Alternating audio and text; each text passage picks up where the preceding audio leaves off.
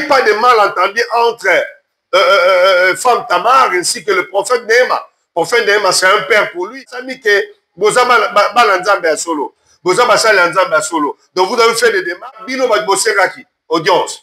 Et dans le prophète Néhéma Moutosengaki, c'est Jésus qui gagne. L'enfant de Dieu Basangani. Quand il y avait des malentendus, il y avait des critiques, il y avait des polémiques. Tant que Salamati dans les réseaux sociaux, chacun a interprété selon lui.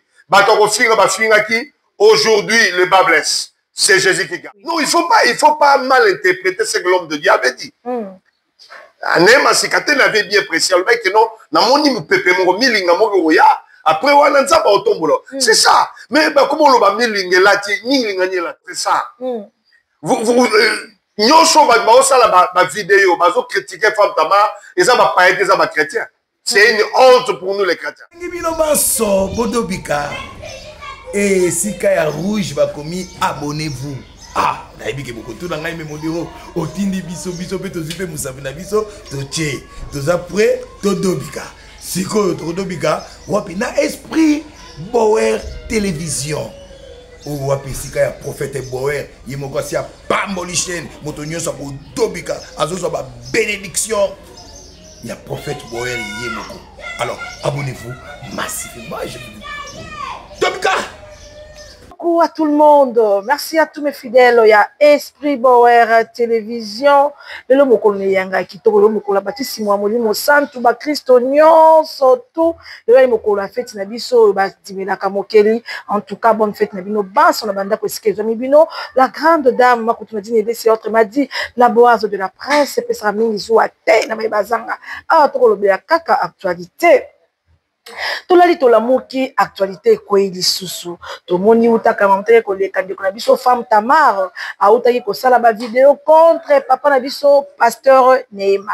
Sika tolali tolamuki susu boye réconciliation entre prophète Néhéma na maman na biso femme Tamar. Nde yango tokolobela awa netandeke na biso ya Esprit Bower à télévision, s'il vous plaît, abonnez-vous massivement pour nos engagements sur les caméras.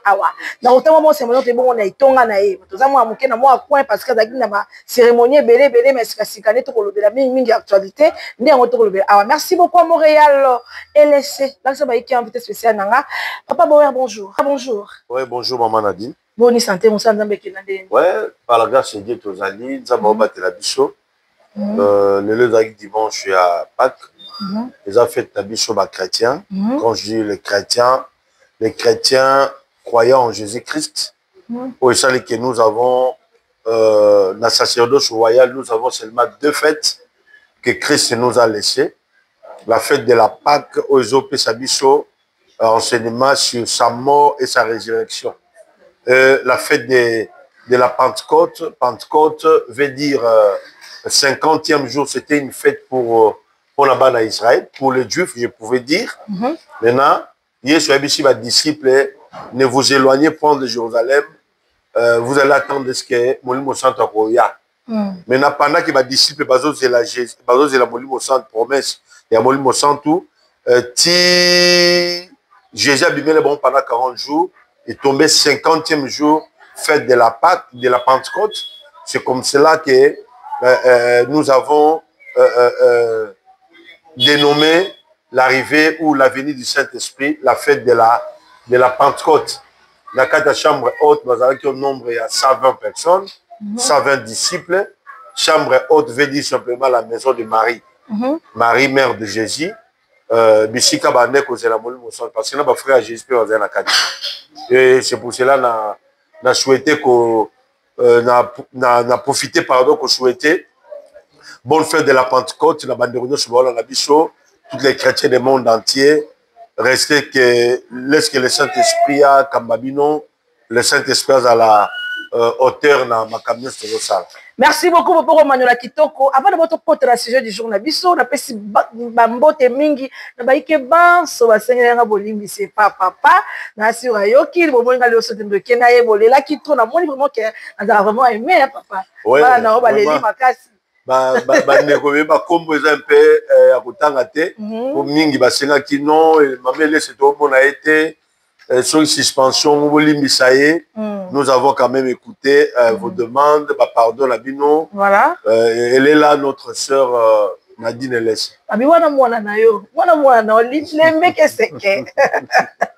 Voilà, merci beaucoup à tout le monde. Merci Nabino Banso, Bozu Libakou et Rolanda, la grande dame. Autrement dit, la boise de la presse, s'il vous plaît, abonnez-vous massivement pour la rosangate actualité. Ah, tout le monde a kaka actualité. Papa, yo bon, ça qui le lengeni, beaucoup la passe, bâtissimo, beaucoup y a l'élo, fait une abisso, bon, ça qui le lengeni tonga, magnola. Non, problème est ça que ce n'est pas seulement préparation, c'est une fête pour nous. C'est une fête pour nous. La fusion du Saint-Esprit, Zali, Kokanisa Mokolo, ma disciple. Ma disciple, Bazaki, 120, Bazim Bolimo Santou. Pierre a Ezaki, Moka Tei, Kakana parole Moko. Prédication, il y a Pierre, Tango Teaki, Mokola Pentecôte, a Teaki prospérité. A Teaki va démonter. A Teaki peut combat spiritualité. Pierre a le bec à répondez-vous. Jésus-Christ que vous avez fait crucifier. Aujourd'hui, il est à la droite du Père.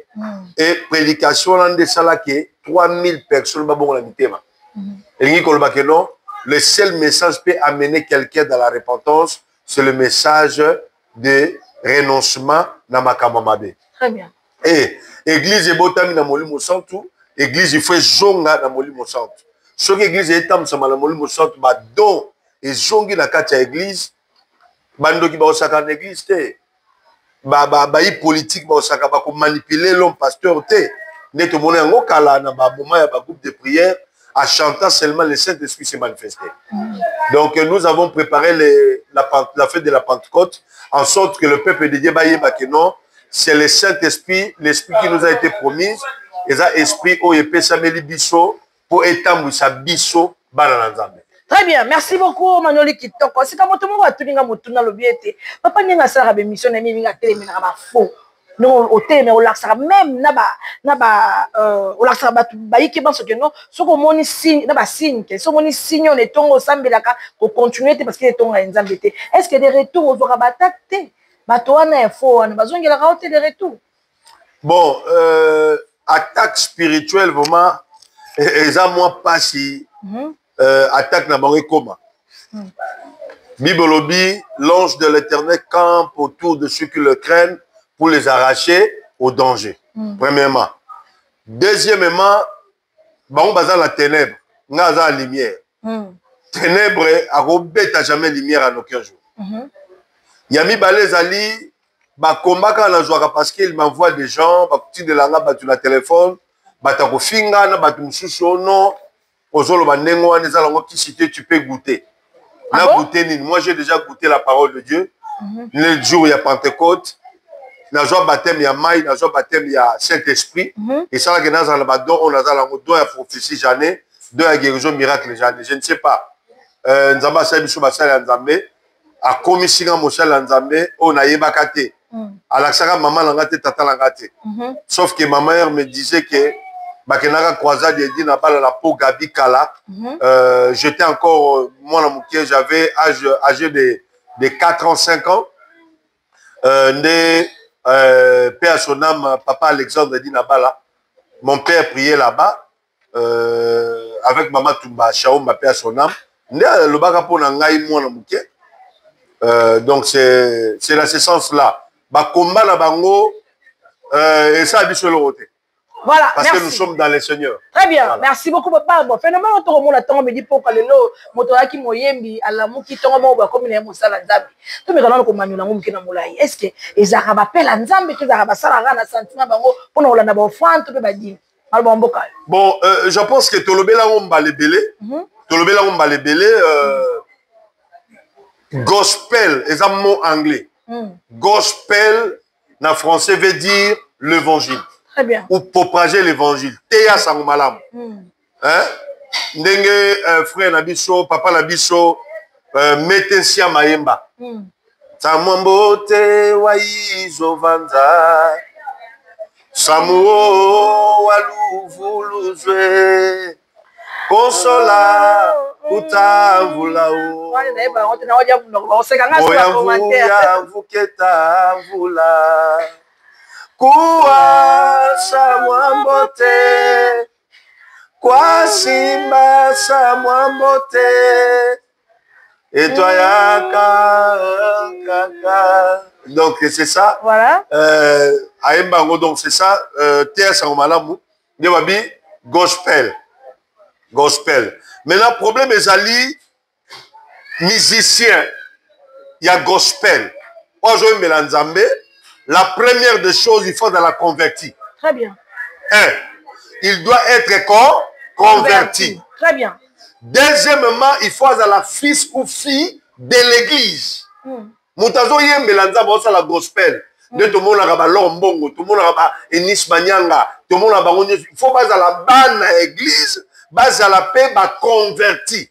Très bien. Aussi longtemps que quelqu'un chante, quelqu'un fait l'adoration au Seigneur, mais il n'est pas encore converti, moutouan l'adoration na yeza adoration à Nzambete. Ok? C'est pour cela. Tant que moutazo te à Sarumalam dans Zela Loyembo, même dans la Bible, il y a eu des chantres. Oba bengamaki na koyembela Nzambe. Tozu livre ya psaume. Bato ba benga psaume de David parce que David a comment belé. Mais psaume comment maka na David ité. Psaume comment na David yemo pas comment psaume belé. Yoba ba psaume de David. Voilà. Et David a comment, Asaph a comment, Moïse a comment, le fils de Corée a comment, Salomon a comment, Eman le père a comment, na Ethan. Badwa comment psaume baza 8 personnes si je me trompe pas, bangoana. Maintenant, problème est anine. Comment fait-il que Moutabane Koyem de l'Anzambe Alinga s'est proclamé ministre de Dieu, a mis comme sa pasteur. Et Zali n'a deux choses. Et Zali soit convoitise, Yami balé soit sentiment. Okay. Là, na limité vie à Batouté parce que c'est Dieu qui appelle. Il y a d'autres personnes qui Nzamba bengi ba un ministère, c'est-à-dire dans le saint ministère comme pasteur, docteur, apôtre, prophète ainsi qu'évangéliste. Voilà. Mais exclure était à Ayemba. Parce que problème est ça, nous devons comprendre, comprendre le avant la ministre de Dieu, nous avons d'abord adorateur. Pourquoi le binengoana? Mokili avant et salama, les anges adoraient Dieu. Bah ange babana ko adorer Nzambe avant Mokili salama. OK? Parce qu'on a tant Nzambe appelle ces 5 ministères, les 5 ministères comme le don de base pour l'église, ils ont préparé. Donc 5 ministères, ils ont préparé, on dit quoi? 5 ministères, ils ont préparé fiancé. L'église a le fiancé pour avoir comme épouse. L'église n'a pas comme épouse. Maintenant, la mission des 5 ministères est qu'on s'arrêter quand? Tant que l'église est qu'on l'enlever. Les missions des 5 ministères, ils ont arrêté. Biso sotant qu'on dans la gloire, tous adorateurs. Très bien. Donc c'est ça, c'est absurde de quelqu'un qui se proclame pasteur, à Tiki, Koye, mais n'entendait pas comme un pasteur, néanmoins qui a bien amené pas embêté. Parce que l'adoration, c'est tout un ministère. L'adoration est un ministère moko de l'éternité à l'éternité. Depuis Moukile Banati, Moukile Koufa. Mais bisoto to rejoindre Bandeko, Tozala Bango Longo dans la gloire, dans le Seigneur, nous tous nous serons des adorateurs. Très bien. Donc c'est ça, Bandeko va comprendre, celui qui a appelé de chanter pour le Seigneur, Azoté Nzela Loyem. Voilà, merci beaucoup Manoli Kitoko. Parce que votre mot matanga tango tu Manolo bete, ils ont deux choses où toi hier attaqué Moyembi a commis de l'eau pasteur. Obi mosu eko dans la sentiment. C'est comme si auto Rolanda yo ba yiki to bandi mosu si etonga ya Moyembi mo badara Moyembi a commis de l'eau yo pasteur. Le nini ba koyeba que non, o ya yezali bianga ma ya mokelité ya inde sentiment. C'est comme si moi quelques signes, on ba que non, o ya yeba ba ki bianga mate ya ki sentiment. La première des signes ce qui est la mission sur la ministère pastoral ou évangélique ou prophétique ou apostolat ou doctorat. La première des signes au monde là que non a une parole. Bon yaka boya bandi ko yembisa batu après yepo séminaire il faut bien ça ka bateli banda ba couper ce séminaire. Si la liboso au monde là que moto il n'a pas appelé de Dieu. Deuxième signe les amis. On comprend que azalaka cité état que berger. Le berger ou pasteur, on a bien dans l'automo, il faut ça l'office pastoral. Azala berger pour apêtre ma troupeau, il y a colo. Donc ils ont dessiné le rôle de no, moto à côté de la mangamanza mikana luenge. C'est ça. Voilà, merci beaucoup. Nasi tosubi ya no ya mituna na biso biso ba ketu na banda ko pona ko zali bongo mituna papa yo ya noli sikatula itola moki to tabe na actualité na sujet du jour na biso to moni ndeko na biso femme Tamar basali réconciliation na papa na biso ne masikatenda to ebite bozongi boye papa ne masikatenda eza pona milinga o basakolela kete amoni peut-être abiki na kati ya milinga nda abite tete tika na zonga na sama kola mokeli ya mosala nda epuke na luka moya balongola milinga wana to ezalaki vraiment pardon mo sincérité amboka yo bon nazotanga deux versets pour la contredire batu oyo balingaka komema ba polémique là où se trouve Magamanzambe. Premier verset ezali na Psaume chapitre 133 verset 1. Psaume 133 verset 1. Deuxième verset, ezali na Jean chapitre 20, verset 23. Nabali na premier verset, Psaume 133, verset 1. Qu'est-ce que la Bible dit? Cantique de David. Qu'il est agréable, qu'il est doux pour des frères de demeurer ensemble. Ezali kitoko elengi malamu koleka na banda na nzambe ba ou melesika moko. Réponse la bateau balingi polémique. Dieu n'est pas conflictuel. Dieu n'est pas un diviseur. Parce que na montagne ya Sinaï, tant apesa ki loi. Na montagne ya Sinaï loi kabola batu. Œil pour œil, dent pour dent. Na montagne ya Sinaï, loi ebimaki. Oh, la loi ne sauve pas. La loi ne guérit pas. La loi ne guérisse pas. La loi, qu'est-ce que la loi fait? La loi condamne. Mais sur la croix, Jésus a rassemblé. Na tour de Babel a panzaki batu.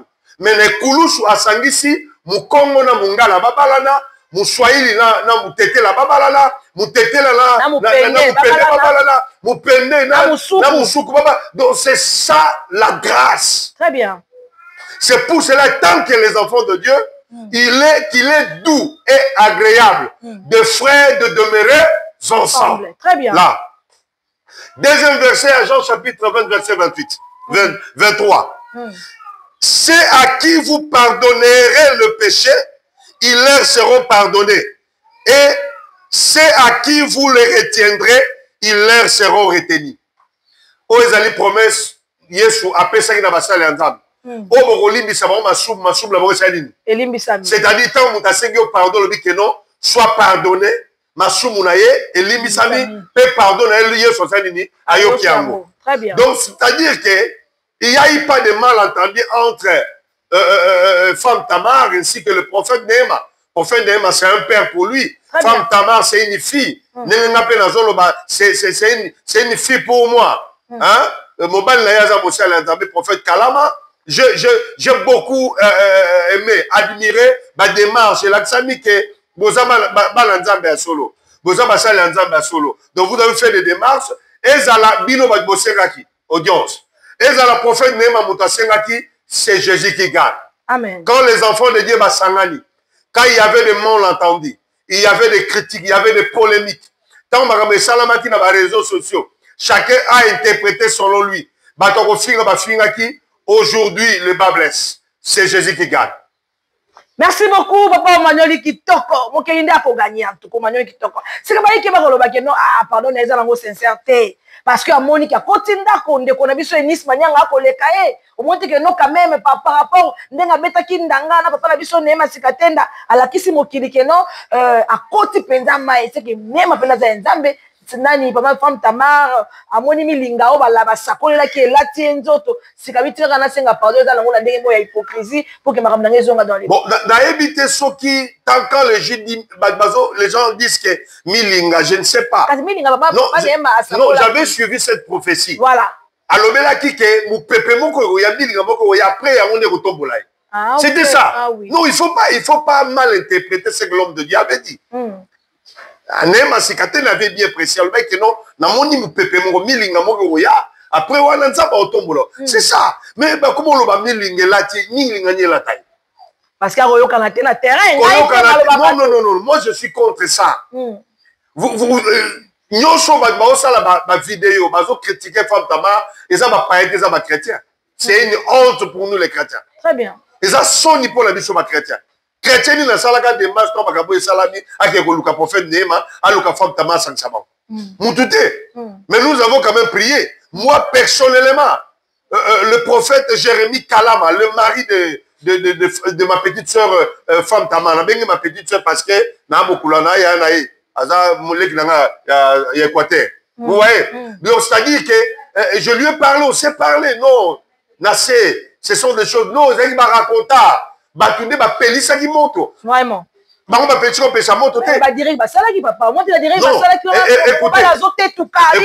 Écoutez, problème est quand on conflit les alliés, monte les autres pénalités, tant que vous avez songi na partie oyo, songi na partie oyo, monte ça et puis là et quelqu'un dit que oh non, yango a cause pardon pour succès, quel succès tu as là. Quelqu'un qui voyage déjà pour mettre ma concert, on va succès. Nous donnons l'aéroport à qui mettre concert, ma bégi c'est là ma contrôle va succès. Non, ce sont des caracontars et Bouzoma. Problème est sali que Yesunda longi. Yesunda gagné. Bino bataba polémique. Bino batba sala ko finga. Bino ba message ko tonga bo sala ba YouTube bo sala ba TikTok et ça pour la ko édifier té et ça pour l'éducation ya bana té éducation ya venir ya batute et ça ka ko finga yesu apekisa ko finga bi moko tabi misa ko finga o mutu no sa finga za nzambe té toute personne qui le baba maçon azo finga il a pour père le diable n'a pas cet exemple beaucoup. Moïse va entre ange Michael na Satan. Moïse, écoutez ce que la Bible dit. Tant Moïse, Satan va ni ko finga ange Michael. Et ça la Bible. Parce que ko finga ça a bisoté. Si quelqu'un a la finga, comprend des cadam naye, ce que ça la sorcellerie, c'est azali athée. Premièrement, d'éducation, tu ne peux pas ingérer dans les réseaux sociaux. Tu ne peux pas ingérer. Au nous avons des parents, nous avons des enfants, nous avons de belles familles, nous avons des nièces. Ce n'est pas du tout pour nous, les enfants de Dieu. Même aux amours, on a mis l'éducation pour Satan fingi ange Michael. Ange Michael a dit que pourquoi?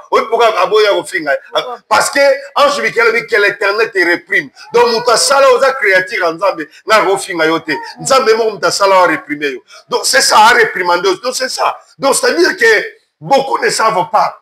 Tu peux ça qui monte oyo. Mais Yesu na longit. C'est Dieu. C'est Dieu qui touche le cœur. Très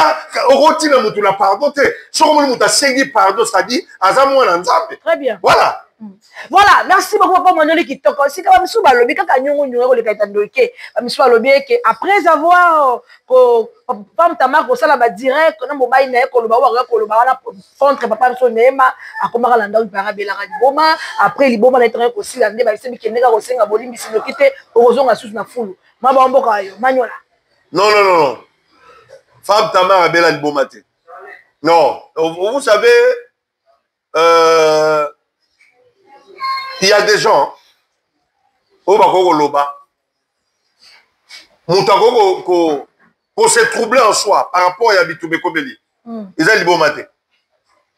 Il n'y a pas de preuves, il n'y a pas une vidéo, il n'y a pas une photo. Parce que quand on dit de telles choses, il faut dans la preuve. C'est ça qui polémique. Moi, je ne peux pas affirmer ça. J'aime dire des choses que je maîtrise. Très bien. Je parle bien avec le mari de Tamar, je parle bien avec Tamar. Même leur famille, je n'ai pas eu de preuves, je n'ai pas eu de signes, même dans Ndakou Nabangono. Mais quand on dit que notre combat comme la Ramutu, Mouta se perd Daka. Batunyo soba diable a côté na batu batunyo soba tcheto misabi. Vous voyez? Et l'ogo l'enseigne la bakratien. Na bana nzambe ya solo. Le jour de la Pentecôte. Mutoaza la molimo santu kati na ye afinga ate. Mutoaza molimo santu na ye asalaka ba fausse accusation te. Tu ne peux pas accuser ton frère, tu ne peux pas accuser ta soeur dans les cambo yo yebi a salité. Vous voyez, tu ne peux pas aller trop loin. soki balobi likambo ngai soki lobi moto asaki nga likambo c'est-à-dire naza na ba preuve si je n'ai pas de preuve na koloba te ezali nde royaume na biso s'affaiblir tozo vivre na ba fausse accusation napesa lisolo moko boyebaka pourquoi frère mete siama talatina ngai nalingaka kolo Yesu akangami papa ta moi je pense avoir raison moi je akangami alandi ngai tomata moi talatina ngai nalingaka kolo Yesu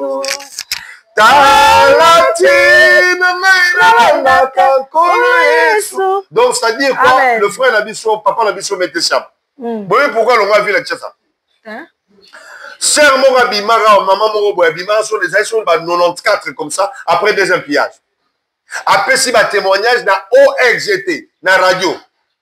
Alors que papa mettait à Yemba Mungongo Neweza la sirène. Et Tambola Zahir Mobimba à l'époque. Tina ba chrétien ba comme koloba frère Metaye ba Mungongo Nzora Mungongo Nzango ya Kishi. Et ça là est passé. Kolonga frère Meta Longo à Congo. Na ba chrétien. Lelo maman na kendat. Tout le monde a été là. Le monde a tenu de utiliser Moutou pour atténuer fait à réveil. Attention à ma fausse accusation. Attention sur le yoki likambu. Avant d'agir, il faut vérifier. Yami Balé. Donc, comme avant d'entrer à Fidel. Paix à son âme. Apôtre Sikate na Jacques Iyadi. Papa Yaneema. Ok. À ça la croisade na Tata Raphaël. Non, c'était en 24. À Silsi, croisade wana, moi si beaucoup lequel à lobby que non, né na mona kitaka bitu kwa misho koma ki ngano. Et Tambola Zahir à l'époque Mobiba. Maloba akoma ngano, akoma vous voyez des choses. Tout ça, diable a luka ki moyeni na ko étouffer réveil. A luka kaka point faible ba chrétien za ba fausse accusation. Très bien. Un chrétien a vivre la fausse accusation. Amen. Écoutez ce que la Bible dit. Vaut mieux écouter les témoignages du Saint-Esprit qu'écouter les témoignages des hommes. Les hommes mentent. Les hommes font des fausses accusations. Très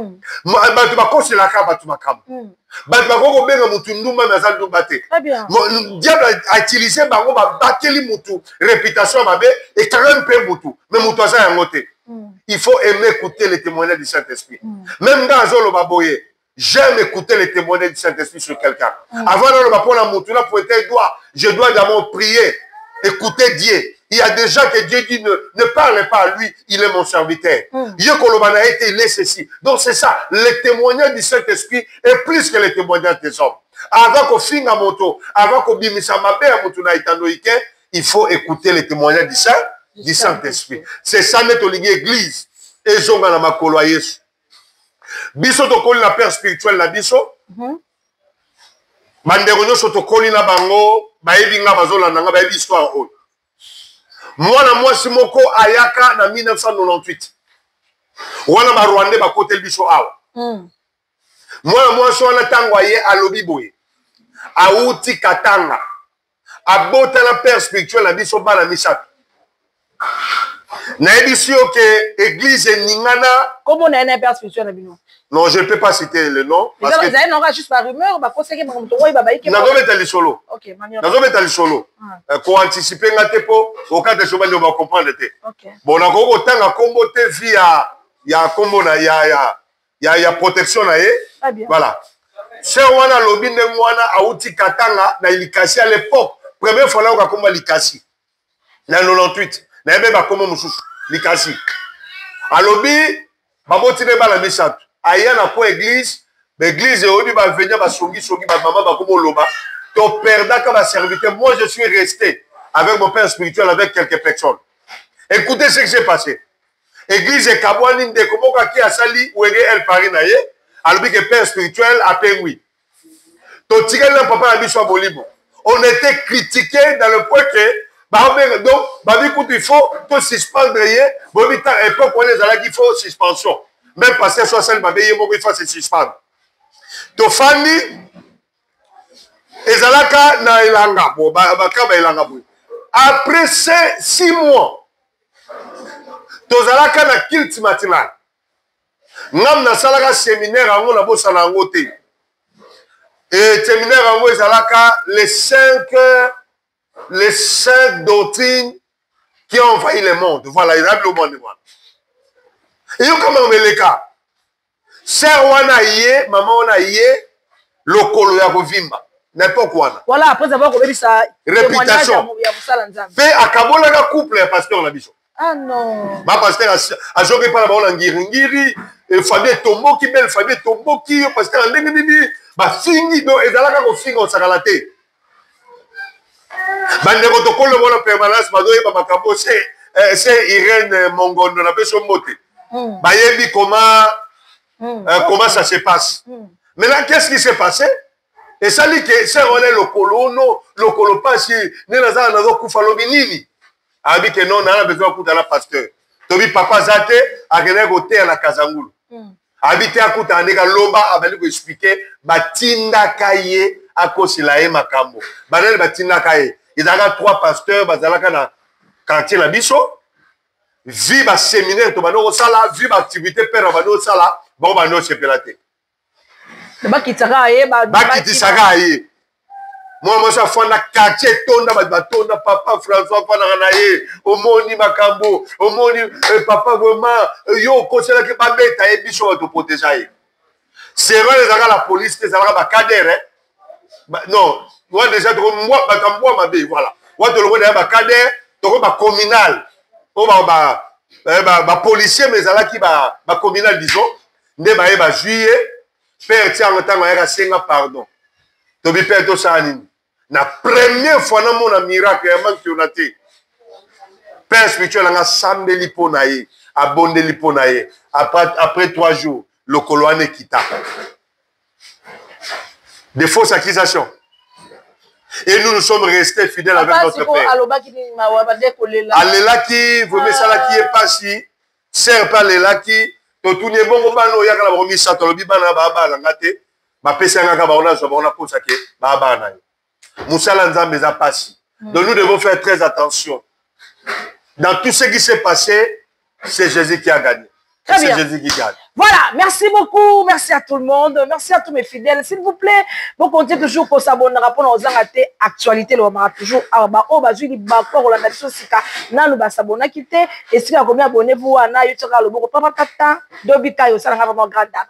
Ba ikeba la localité en général, ba ikeba surtout bazui bakuto pe basara toujours ba direct ba émission pour la kofinga femme tamaro, le lenge ba ko la réconciliation, na papa nemba sikatenda, ba biswa ko lo ba que non pardon na ezali sincérité, ba tout ba finga yo wana etendoki yo en tant que serviteur de Dieu l'ité en général que Rolanda yo et puis moi dédicace c'est au chiter mutako oyeba pardon mutu so eza sincère tazate eza nzambe très bien donc mutako lo bateke o pardon eza sincérité non c'est seulement Dieu qui connaît. Amen. C'est lui qui sonde le cœur jusqu'au rang. C'est lui qui met à l'homme le vouloir et le faire. C'est lui qui dirige les pas des hommes.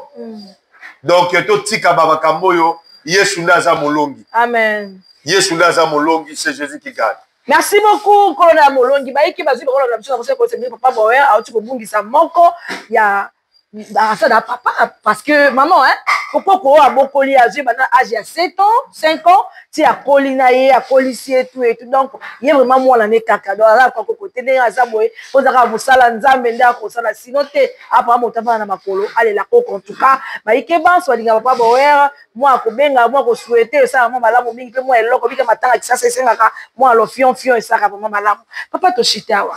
La livreté pour nous la soirée. Bon, la livreté, malheureusement, grand-mère a koufi, banderono sakitambo, baebi, paix à son âme, yende mutua, il est venga, tansinga classe, à Bokolingaï, elle est partie, a accueilli, na moment oyo, a bini comment, moment oyo a sengingaï na pesa yembongo, balambele biloko alia, quand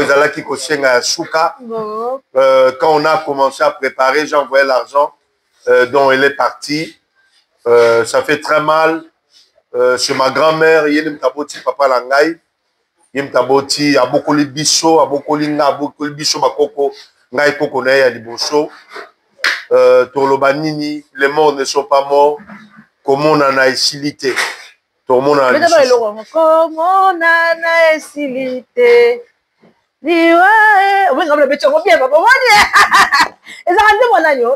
Eza nzembo ya Kangumba Senga. Avec Abatokala. Mutakala Kufaki na Londres, je pense que ça fait 3 ans passés. Ah, ok. Frère Timothée Boukoutou, le Nemoutou, a interprété Kanzembo wana. Comment on a esilité. Liwa ezali liwate. Oh, la première. Toko nana lisusu. Elongo na Yesu. Voilà, nyonso bandaka malamu sukaka malamu na cité awa baike banso basi bakola na biso en tout cas nkolo apambola bino papa so dédicace ya li baike ba merci na yo, bon retour, suspension na yo. Esili la suspension, pardon. Merci, na pesi mote la maman Christelle Luzolo, Yalouz, famille Luzolo Mobimba, Kimia na bino. Maman Féline en France, Newton, mon fils que j'aime beaucoup. Nous avons appelé sur ma cache à Big Sayo. Ma fille prophétesse Rosette, na Brazzaville. Na Bossanité, servant de Nicole Kanda. Na Bossanité, maman Virginie. Diasonama. Maman Virginie Diasonama, yayo leki. Grande dame, Motenayo. Maman Frijoline, Motenayo. Pasteur Constant. Grande dame, Mingue. Grande dame. Je te fais de gros bisous. Grande dame. Voilà. Maman Nadine, elle est beauté. Voilà. Bon rétablissement aussi à mon père, papa Florent Boer. Ah, okay. À Brazzaville, bon rétablissement. La bino sur la ligne bino mingi. Maman Edoxy, nous avons papa Mbolayo. Merci Penayo, maman Nadine. Voilà, merci beaucoup. Merci à tout le monde. Merci à GMK, Jean-Marie Kaya depuis Paris. Je te fais de gros bisous. Merci à mon papa chéri que j'aime beaucoup, prophète Élisée Kisaka. Mon père spirituel, je te fais de gros bisous ici, les amis. Pour la bombe, parce qu'il m'a dit tellement ébélé. Nasukiawa, tout le monde est allez, bye. Nabengi bino banso, Bodobika. Et si Kaya Rouge va commis, abonnez-vous. Ah, naïbi ke beaucoup tout dans ngaï memodiro. Otindi biso biso pe to zipe musavina biso to tche. To zapre to dobika. Siko to dobika, wapi na esprit Boer télévision. Ou wapi sika ya prophète Boer, yemoko si a pamboli chaîne, motonyo sa ko dobika, azo sa ba bénédiction. Il y a prophète Boer yemoko. Alors, abonnez-vous massivement. Dobika!